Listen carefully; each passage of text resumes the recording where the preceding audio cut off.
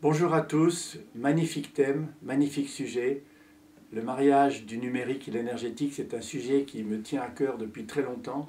Et justement, je vais vous parler de ce mariage vers ce que j'appelle Enernet, un Internet de l'énergie. Mais d'abord, je suis désolé vraiment de ne pas être parmi vous aujourd'hui. Comme certains d'entre vous le savent, j'ai été appelé à accompagner le Premier ministre de l'île Maurice, dont je suis le conseiller pour le projet Maurice Île Durable à Davos, au World Economic Forum, exactement en même temps que ce colloque. Et je regrette beaucoup de ne pas être parmi vous. Mais je vais essayer de vous dire un peu ce que je pense de ce thème qui me passionne, qui fait l'objet aussi de pas mal de chapitres dans mon dernier livre, Surfer la vie, dont vous trouverez les résumés sur surferlavie.com en un seul mot. Donc, qu'est-ce que j'essaye de dire et qu'est-ce que j'essaye de proposer pour le futur? D'abord, je pense que la révolution Enernet, c'est en fait une révolution de plusieurs combinaisons.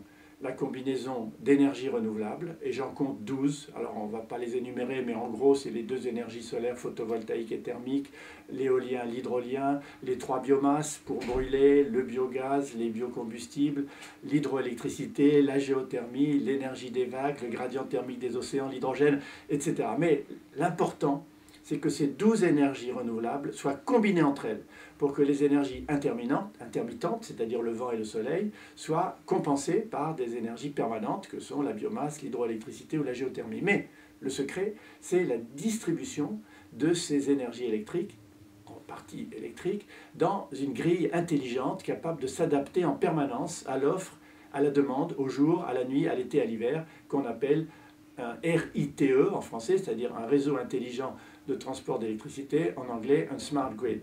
Ça, c'est fondamental et c'est ça qui va effectivement tout changer. Pourquoi?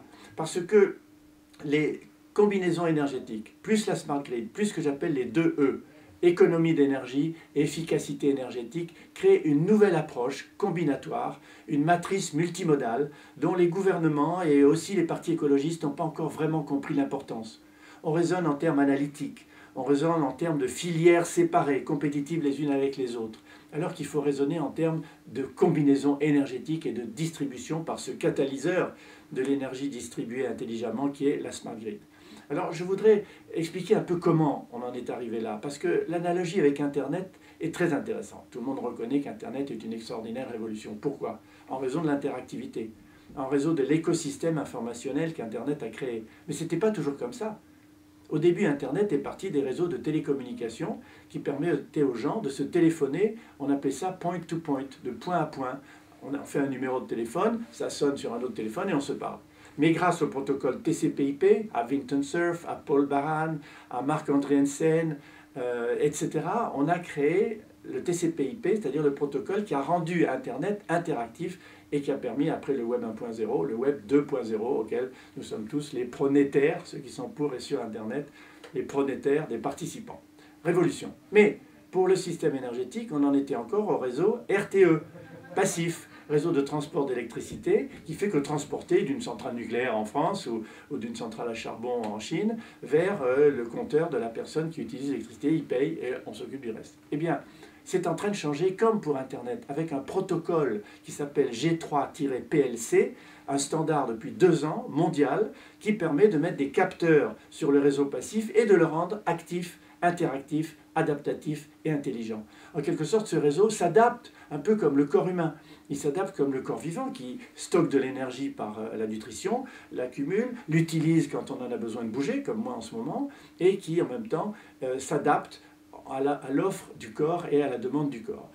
Donc cette Enernet a déjà et va avoir des conséquences fondamentales. N'oublions pas que le mariage du numérique et de l'énergétique, qui est en fait un des grands thèmes de votre colloque, va être plus révolutionnaire encore pour la société que l'Internet lui-même.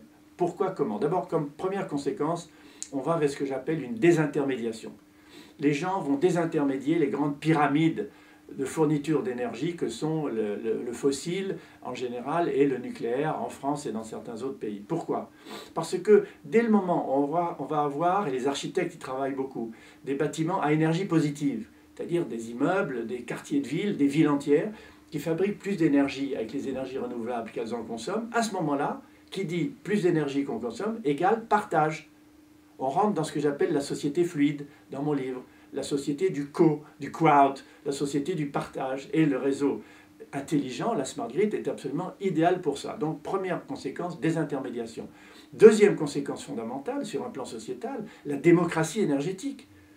Aujourd'hui, nous sommes dominés par ces grands pouvoirs monopolistiques que sont le pouvoir des énergies fossiles et le pouvoir des énergies nucléaires. Mais là, avec le partage, avec la smart grid, avec la production de nos bâtiments personnels ou de nos appartements à énergie positive, on va pouvoir partager. Donc, démocratie énergétique, absolument fondamentale. Autre conséquence, la fin de la domotique. Vous vous souvenez, on appelait la domotique la maison intelligente, la smart home. Chacun avait sa norme, chacun avait son standard. Mais non, avec le TCP/IP, la webcam et la Wi-Fi, la maison va devenir smart home intelligente, connectée à la smart grid, et on va pouvoir échanger de l'énergie par sa maison. Prenez l'exemple des voitures électriques. Les voitures électriques sont, pour moi, et seront des batteries sociétales mobiles. Je répète, des batteries sociétales mobiles. C'est-à-dire qu'une voiture reste à peu près 95% de son temps en stationnement, dans un garage, mais une voiture électrique stocke 10 kWh d'électricité. En France, par exemple, on prévoit 1 million de voitures électriques en 2020. Eh bien, 1 million multiplié par 10 kWh, ça fait 10 gigawatts de stockage. Ça correspond à 10 réacteurs nucléaires. Or, la voiture, par le processus qu'on appelle V2G, Vehicle to Grid, peut revendre de l'électricité à la grid. Donc, contrairement à ce qu'on nous dit, dans la smart grid, il y a des quantités de moyens de stockage décentralisés. Une éolienne peut pomper de l'eau dans un réservoir qu'on réutilise ensuite dans une turbine hydroélectrique. On peut conserver de du solaire en conserve dans l'hydrogène. On fait en Corse, dans le projet MIRT, 10 000 m² de panneaux solaires permettent de fabriquer l'électricité pour faire l'électrolyse de l'eau. On fabrique de l'hydrogène, on le stocke la nuit, et grâce à la pile à combustible, on fabrique de l'électricité pour 3500 foyers. Donc voilà, combinaison énergétique, stockage énergétique. Donc la domotique va être révolutionnée par la capacité d'échanger de l'énergie. Et parlons des smart meters et de l'importance des smartphones. Les smart meters, c'est des compteurs intelligents qui communiquent avec votre smartphone. À ce moment-là, vous savez ce que vous consommez. Vous pouvez gérer votre consommation énergétique. Et les voitures elles-mêmes vont devenir aussi plus seulement des boîtes avec un volant et 4 roues, mais des véritables services web. Des boîtes à apps, si j'ose dire, comme nos iPhones ou nos smartphones en général. Donc la voiture va devenir interactive avec la grille, interactive pour savoir où elle en est de sa recharge, comment communiquer avec elle. Donc ceci fait partie aussi de la révolution du mariage du numérique et de l'énergétique. Donc tout ceci conduit à une nouvelle forme de société, à un nouvel équilibre, à une nouvelle démocratie énergétique. Et je voudrais vous parler, en terminant, avant d'aborder un thème un peu provoquant pour le futur, du projet MID, Maurice Île Durable. Si je vais à Davos avec le Premier ministre de l'île Maurice, c'est en tant que conseiller pour ce projet Maurice Île Durable. L'idée, c'est de faire que ce petit pays d'1,5 million d'habitants soit un projet pilote pour le monde. Un projet pilote parce que il reçoit les 12 énergies renouvelables, il est béni des dieux, il reçoit toutes les énergies renouvelables, et nous sommes en train de faire en sorte que les économies d'énergie, l'efficacité énergétique et ce que j'appelle Smart Mauritius, c'est-à-dire Smart Grid, Smart Meter, Smartphone, permettent aux gens, c'est-à-dire à la population, de se réapproprier ce projet MID pour faire en sorte que chacun puisse contrôler son avenir en contrôlant son énergie comme on contrôle son alimentation et qu'on essaye de faire le mieux pour son budget et en même temps pour sa santé.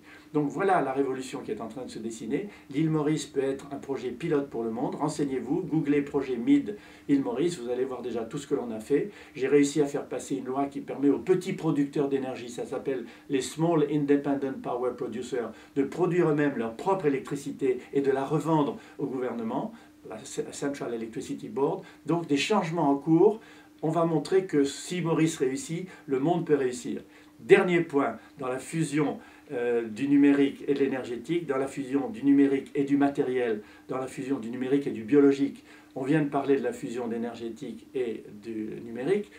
Je n'ai pas parlé, mais ce n'est pas le sujet, mais je le dis quand même, la fusion du matériel et du numérique, c'est les imprimantes 3D. Avec des imprimantes 3D, on va révolutionner l'industrie. On va fabriquer une industrie 2.0, décentralisée, personnalisée, déstandardisée. Avec la fusion du biologique et du numérique, On va vers la e-santé, c'est-à-dire la possibilité de contrôler l'évolution de sa santé pour soi, pour son médecin, avec les smartphones et les 5000 apps aujourd'hui qui existent sur la santé. Mais le plus incroyable, si vous permettez que je me projette encore à 20 ans dans le futur, c'est ce que j'appelle le symbionet, c'est-à-dire le web symbiotique.